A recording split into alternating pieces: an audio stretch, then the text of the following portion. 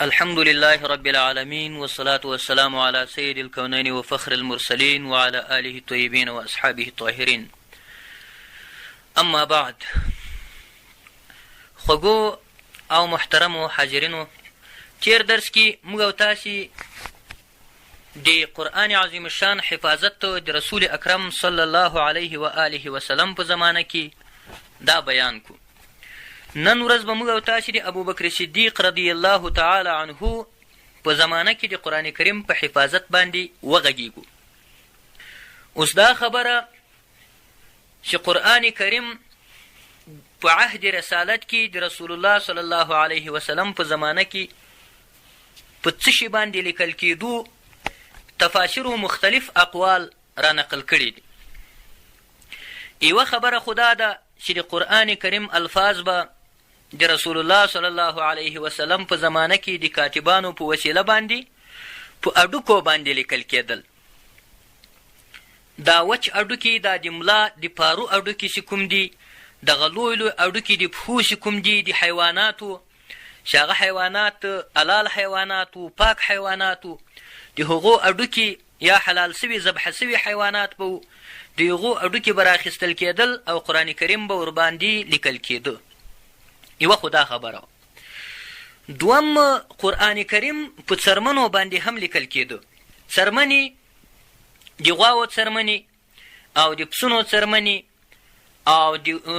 د شیرلي او یا د وزې څرمنې چې کومې دي، دغه څرمنې به راخیستل کېدلې او څرمنې ته به د باغت یعنې اش به ورکېدو او به ورکېدو یا به اړ ورکېدو، له هغه بعد به بیا پاکېدل او له هغه بعده به د قرآن کریم الفاظ دغه ورباندې لیکل کېدل د دې لپاره چې قرآن کریم وساتل سي. له هغه نه ور په دې خوا دریم شی چې قرآن کریم پې لیکل کېدو تفاسیرو لیکلي دي چې هغه د خورماو د ونو یا د کجورو د ونو هغه پټونه، هغه پټ چې برسیره، هغه د ونې پټ نه وي، دا پټوکی، دغه د ونې پټوکی چې کوم وو، په دغو پټوکو باندې به دا پټوکي به وچېدل او په دغه باندې به د قرآن کریم آیاتونه لیکل کېدل. څلورم شی چې کوم وو، هغه به د خورماو د ونو او یا د نورو ونو پاڼې وې، دا پاڼې به راخیستل کېدلې او په دې باندې به قرآن کریم لیکل کېده. او له هغه وروسته چې قرآن کریم لیکل کېده، یو څه کم انداز کې تفاسیرو لیکلي دي چې کم انداز کې له کاغذ چې هم د قرآن کریم د کتابت لپاره کار اخیستل سوی ده، یعنې په قرآن کریم به په کاغذ باندې هم کله ناکله لیکل کېدو، چونکې کاغذ په هغه وخت کې ډېر کم و او هغه موادو چې کاغذ ورچې جوړیږي او هغه کیفیت، هغه ساینس چې کاغذ جوړوي په هغه وخت کې دغومره عام نه و. نو په دې خاطر په قرآن کریم باندې دغه د کاغذ باندې یعنې قرآن کریم ډېر نه ده لیکل سوی. اوس دغه څلور پنځه شیانو چې قرآن کریم پې لیکل کېدو صحابه کرامو به لیکه او کورو ته به یې ووړ او هلته به یې ښو. او ورسره بیان خو موږ او تاسې کړی و چې قرآن کریم صحابه کرامو حفظ کاوه هم او یاداوی هم. خلفای راشدینو هم د څلورو سرو قرآن کریم یاد و. حضرت ابوبکر صدیق، حضرت عمر فاروق، حضرت عثمان ذی النورین، حضرت علی کرم الله تعالی وجهه ورضی الله تعالی عنهم اجمعین، د دغو ټولو قرآن کریم یاد و او هغه نور حفاظ او قراء او مجودین خو موږ ذکر کړو. کله چې رسول الله صلی الله علیه وسلم له دنیا څخه رحلت سو، یعنی کله چې رسول الله صلی الله علیه وسلم له دنیا چې رخصت سو او رحلت یې وکړو، نو څه وسو؟ په دې وخت کې یاتي د ابوبکر صدیق رضی الله تعالی عنه د مسلمانانو خلیفه سو. کله چې ابوبکر صدیق رضی الله تعالی عنه د مسلمانانو خلیفه سو، نو دلته په یمامه کې مسیلمة الکذاب، هغه مسیلمه چې د کذاب په نامو باندې مشهور و، دا بیا راولاړ سو، ارتداد یې شروع کو او د نبوت او د پیغمبري دعوه یې وکړه. دا مسیلمة الکذاب یو وخت کې دومره ګمراه انسان او د الله جل جلاله دښمن و چې د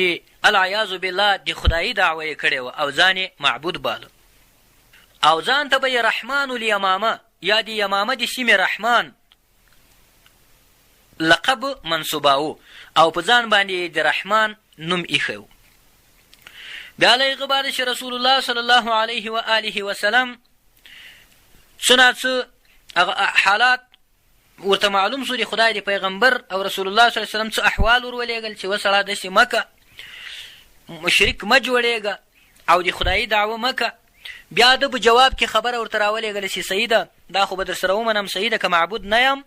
نو پیغمبر خو یم یو پیغمبر خو زه هم یم خدای جل جلاله را استولی یم. نو لیک یې رسول الله صلی الله علیه وسلم ته راولېږو او په لیک کې یې ولیکل چې من مسیلمه رسول الله الى محمد رسول الله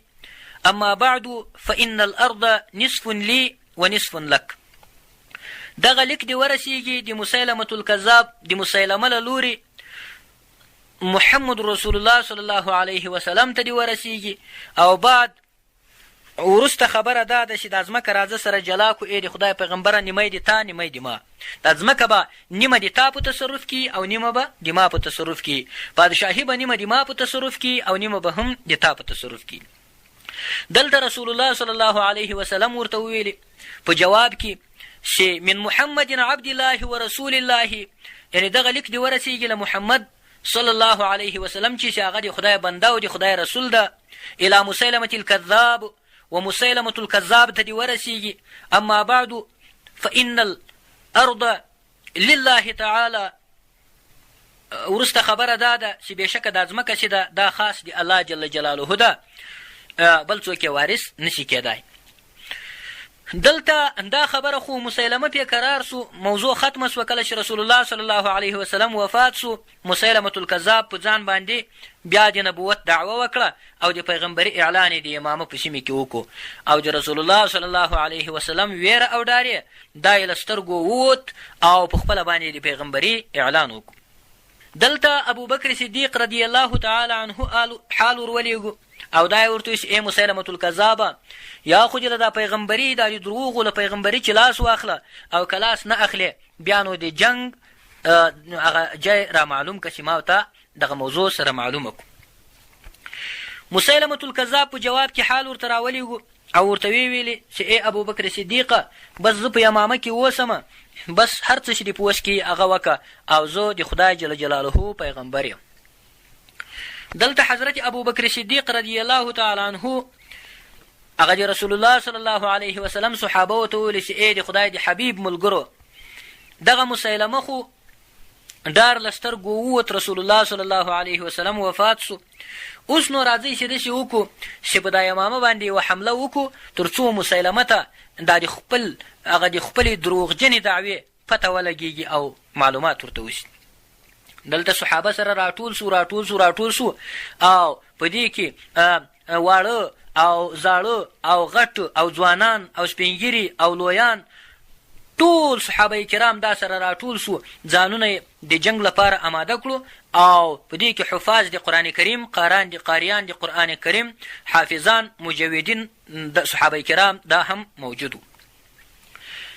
کله چې دوی ورغلو لښکر یې تیار کو، ابوبکر صدیق رضی الله تعالی عنه حضرت خالد ابن ولید رضی الله تعالی عنه یې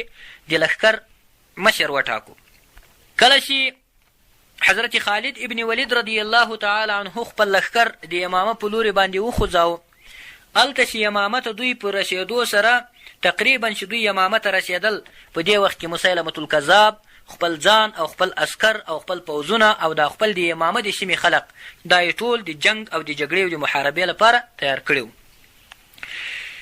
کتابونو لیکلي دي د سیرت کتابونو او تفاسیرو چې مسیلمة الکذاب په خپله باندې دی په یوه حصن کې په یوه کلا کې موجود و او هلته به کله کله دا د جنگ په جریان کې تر دا دیواله سر راپورته کو او خپلو نفرو ته به یې د دغه دیوال له شا قمنده ورکوله. دا د مسیلمة الکذاب قمنده وه او د ده د یمامې کسان چې کوم وو په یمامه کې چې څه خلک اوسېدل دا یې ټول مجهز کړي، مسلح کړي وو او دا یې ټول په کمینګاو او په پټونځایونو کې کېنولي وو او دا یې ورته ویلي وو چې کله د ابوبکر صدیق رضی الله عنه لښکر راشي تاسې به چې ښه رانږدې شي نو به تاسې د غشو ګزارونه ورباندې وکړئ. دلته دا قانون ده چې د مسلمانانو لښکر څرنګه ورورسېدو یمامې ته د یمامه سیمې ته چې ورنږدې سو نو په دې وخت کې دا قانون ده چې مقصد مسلمانان په تهاجمي او په تعرضي حالاتو کې وو او د مسیلمة الکذاب لښکرې چې وې دا په کمین کې ورته ناستې وې په دفاعي حالت کې وې نو کله چې موضوع د ویستلو سي د رمي او د ویستلو موضوع سي او یو څوک په دفاعي حالت کې او تیار په کمین کې ورته ناستي دا د غومره نه تاوانې کېږي لکه هغه څوک چې هغه پې ور رواني دلته چې کله دغه مسلمانان دغې ساحې ته ور ورسېدل د مسیلمة الکذاب لښکرو اتي خپلې حملې او خپل بریدونه دا ورباندې شروع کله چې حملې شروع کړې نو څه وسو په دې وخت کې اتي جنگ شدت پیدا کو جنگ زور پیدا کو او جنگ پسې تیز سو جنگ چې تیز سو نو دلته مسلمانان له ضعف او تقریبا له کمزوري سره مخامخ سو د مسلمانانو لښکر دا له ضعف او ماتې او کمزوري سره تقریبا مخامخ سو او د یمامه لښکرې دا د مسیلمه لښکرې چې وې دا یو څه ناڅه له غلبې او قوت سره مخامخ شو دې کې د الله جل جلاله یوه ابتلا د خدای پاک امتحانو نو دلته څه وسو دلته یاتي حضرت خالد ابن ولید رضی الله تعالی عنه چې کله د مسلمانانو په ضعف او کمزوري باندې پوسو او دا معلومات ورته وسو چې د موږ لښکرې خو تقریبا له کمزوري سره مخامخ دي نو بیرته یې خپل اس په شا باندې راخوسی کو او یوې مهمې غونډۍ ته وخوت کله چې غونډۍ ته وخوت له پاسه یې راوکتل چې ګوري هغه د مسلمانانو د ضعف او د کمزورتیا هغه نقطې دا ورته معلومې شوې بیرته په ډېرې چټکۍ او چابکۍ سره راکته سو مسلمانانو ته راغی او صحابه کرامو ته او دا یې ورته چې ای صحابهو دغه او دغه او دغه او دغه نقطې چې دي دا کمزورې دي د تاسې دغه نقطې قوي کړئ بیرته به انشاءالله تاسې فتحه او نصرت پیدا کړئ او بله وجه دا وه چې د یمامه لښکرې چې کومې وې د مسیلمه لښکرې دا د هغه ځای بلد کسانو او د خپلې سیمې د یمامې کسانو او پاته سو د ابوبکر صدیق رضی الله عنه لښکرې دا لښکرې چې وې نوې ورغلې وې او تازه ورغلې وې او کله یې هم یمامه نه ولیدلې نو لارې او کوڅې او ګودرونه او کاریزونه او سیمې او سپرغې او کندې او خوړونه او ویالې او دغه شیان دا سم نه ورته معلومېدل نو دلته مسلمانانو چې هغه سیمې هغه نقاط تقویه کړو بیرته خدای جل جلاله فتح او نصرت او غلبه مسلمانانو ته ورکړه مسلمانانو ته دا رقم فتح ورکړل سوه چې حضرت وحشي ابن حرب یو صحابي ده دا هغه سړی و چې مخکې مسلمان لا نه و د احد په غزوه کې د کافرانو له طرفه په جنګ کې راغلی و حضرت حمزه رضی الله تعالی عنه د نبي علیه السلام تره دا دو په شهادت باندې رسولی و او سر مبارک یې ځینې پرې کړی و او نس مبارک یې ور پرې کړی و او هغه یې مسله کړی و او د هغه پزه مبارکه یې ور پرې کړې وه غوږونه مبارک یې ور پرې کړي وو او د احد په میدان کې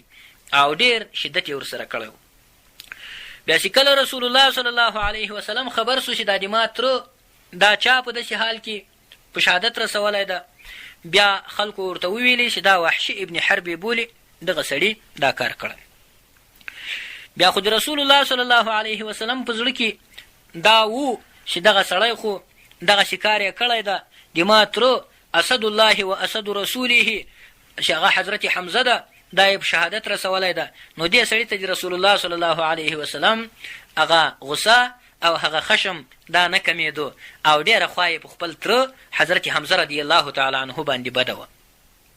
بیا دا سړی خو ځینې لرې و دا وحشي ابن حرب خو بیا د سیرت کتابونو لیکلي دي چې له فتح مکې نه وروسته وحشي ابن حرب رسول الله صلی الله علیه وسلم ته حال راولېږه او دا یې ورته ویل چې ای د خدای جل جلاله پیغمبره وحشي ابن حرب یمه هغه څوک یمه چې د تا ګران تره حضرت حمزه رضی الله تعالی عنه مې په شهادت باندې رسولی ده ای د خدای پیغمبره وحشي ابن حرب یمه که چیرې ما ته عفوه کیدای شي او زه بخښل کیدای سم او د ما توبه قبلېدای شي او زه ایمان راوړی سم او ما ته د ایمان اجازه نو بیا زه درځمه. د تا اجازه ده او که د نه ده اجازه. کله چې قاصد راغی رسول الله صلی الله علیه وسلم ته یې وویلې، بیا رسول الله صلی الله علیه وسلم ورته وویلې چې ای وحشي ابن حربه راځه راسه، تا ته اجازه ده د تا ایمان قبلېدای شي. کله چې وحشي ابن حرب رسول الله صلی الله علیه وسلم ته راته، اوښکې مبارکې په مخ مبارک باندې را روانې وې، چغې یې وهلې، مخامخ راغی رسول الله ته کېناست. السلام علیک یا حبیب الله، سلام دی وي په تا باندې ای د خدای حبیبه. سر یې کته کوز ځړولی و او د ادب په زنګنو ورته کېناست او په ژړا یې شروع وکړ. او رسول الله صلی الله علیه وسلم ته وویل چې ای د خدای پاک پیغمبره ما ته کلمه تلقین که. رسول الله صلی الله علیه وسلم چې کلمه ورته وویله، اشهد ان لا اله الا الله واشهد انک لعبد الله ورسوله، دلته دغه کلمه رسول الله صلی الله علیه وسلم ورته تلقین کړه او وحشي ابن حرب دا کلمه وویله. کله چې وحشي ابن حرب مسلمان سو، نو بیا رسول الله صلی الله علیه وسلم ورته ویلې چې ای وحشي ابن حربه، د تا ایمان خو قبول سو، ته خو مسلمان سوې او زه به له خدای جل جلاله چې مغفرت درته غواړم، تا د الله جل جلاله وبخي، د تا تر ګناهو د خدای پاک در تیر شي، مګر یوه غوښتنه او یو التماس او یو خواهش زه له تا څخه لرمه. وحشي ورته ویلې ای د خدای پاک رسوله قربان دې سم، څه خواهش لرې له ما چې؟ رسول الله صلی الله علیه وسلم ورته ویلې ای خواهش مې دا ده، یا مې غوښتنه دا ده چې ما ته اتله دې ایسته تو په مخه باندې مه راځه، ما ته په مخه باندې مه راځه، خپل د خدای جل جلاله عبادت کوه، له الله چې مغفرت غواړه، زه به هم دعاوې درته کومه، مګر ما ته په مخه ځکه مه راځه چې د ما ګران تره او د خدای جل جلاله زمری حضرت حمزه رضی الله تعالی عنه دې په شهادت رسولی ده، ما ته یو څه درد پیدا کیږي چې تا ووینم، یو څه پریشاني راته پیدا شي، نو هیله کوم چې ما ته په مخه باندې مه راځه، الله دې تا ته مغفرت وکړي د ټولو ګناهونو. وحشي ابن حرب ورته وویل چې ای د خدای پیغمبره، چې تا ته د ما په لیدو پریشاني در پیدا کیږي، قربان دې سم، نو زه به هېڅکله هم له تا سره نه وینم، مګر له خدای جل جلاله چې د مغفرت او د بښنې دعاوې راته که. رسول الله صلی الله علیه وسلم هم ورسره ومنل او حضرت وحشي ابن حرب ځینې روان سو او وروسته له هغه به الله جل جلاله ته په ژړاو او تل به یې خدای پاک ته ژړل او د خپلو تیرو ګناهونو مغفرت او بښنه به یې ځینې غوښت. دلته وحشي ابن حرب بیان کی چې ما خو چې کله زه مسلمان نه وم، یعنې د کفر په وخت کې مې اسلام ته سختې ضربې او پریشانۍ رسولې وې، په هغو کې یوه مهمه ضربه دا وه چې د خدای د رسول هغه ګران تره حضرت حمزه رضی الله تعالی عنه دا ما په شهادت رسولی و. نو بیا چې کله زه مسلمان سوم، بیا مې دا فکر را سره پیدا سو چې یا خدای پاکه ما ته دومره توفیق راکړي چې زه په اسلام کې هم اوس یو داسې کار وکړم چې کفر ته ډېره لویه ضربه ورسوم او بیا دغه کفار تاواني کمه او هغه خپل هغه په کفر کې چې ما کوم حضرت حمزه رضی الله تعالی عنه شهادت رسولی، هغه موضوع زه تلافي کم او جبران یې کم. نو بیا څه وسو؟ بیا په غزوه په جنګ یمامه کې دلته چې کله زه دغه یمامه ته ورورسېدلم، جنګ خو روان ده، نو وایي چې ګورم د یوه دیواله بیخ ته ورورسېدم، چې دا د دیواله بیخ ته کېنستلمه، چې ګورم له دا دیواله چې یو نفر سر راپورته کو، تک تور مخې ده، ډېر بد ښکارېږي او ډېره منحوسه جوسه ده او په دا خپلو نفرو باندې غږ کوي او ورته وایي چې دورې ولاړ سئ او دورې ولاړ سئ او دورې ولاړ سئ.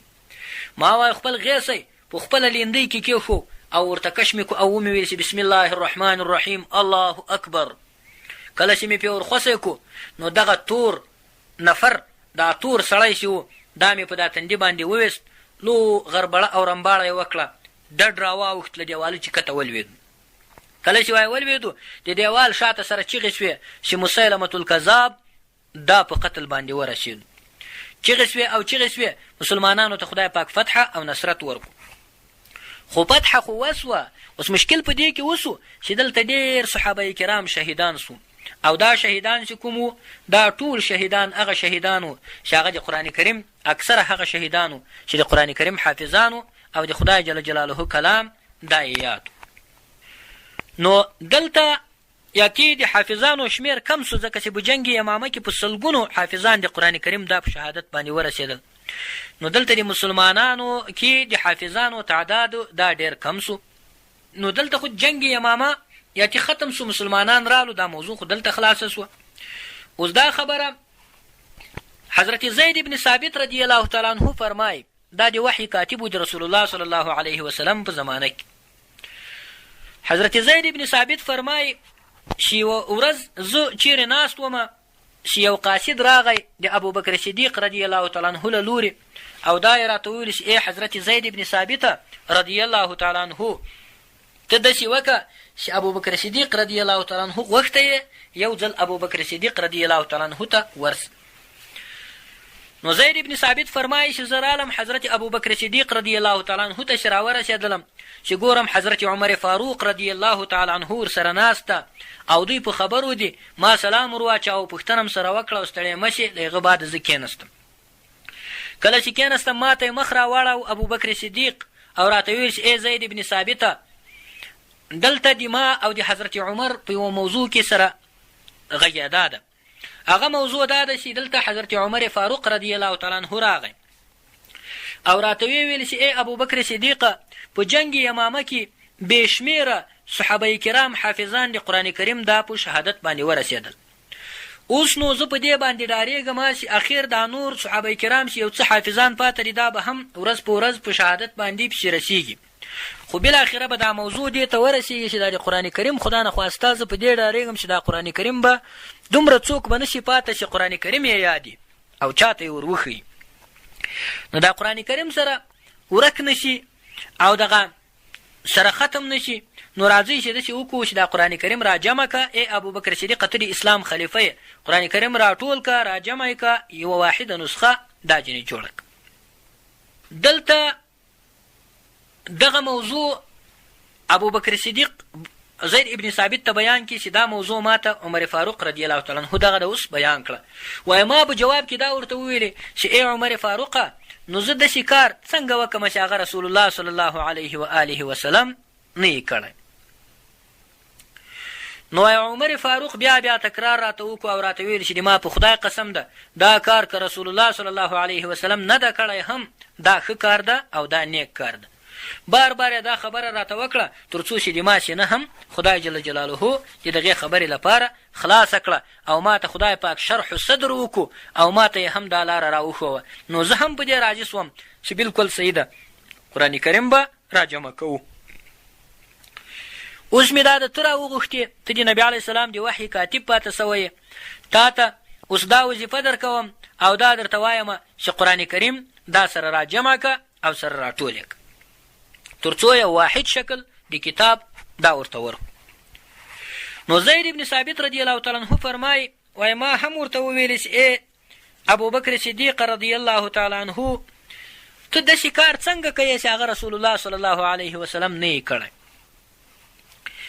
وایي ابوبکر صدیق رضی الله تعالی عنه راته وویلې چې دا خبره ما هم کوله، مګر عمر رضی الله تعالی عنه بار بار راته ویل، بالاخره د ما سینه خدای جل جلاله د دې کار لپاره خلاصه کړه او ما ته یې شرح صدر وکړو. اوس زه هم تا ته وایم چې دا نیک کار ده، دا کار به وکړو که څه هم رسول الله صلی الله علیه و آله وسلم نه ده کړی.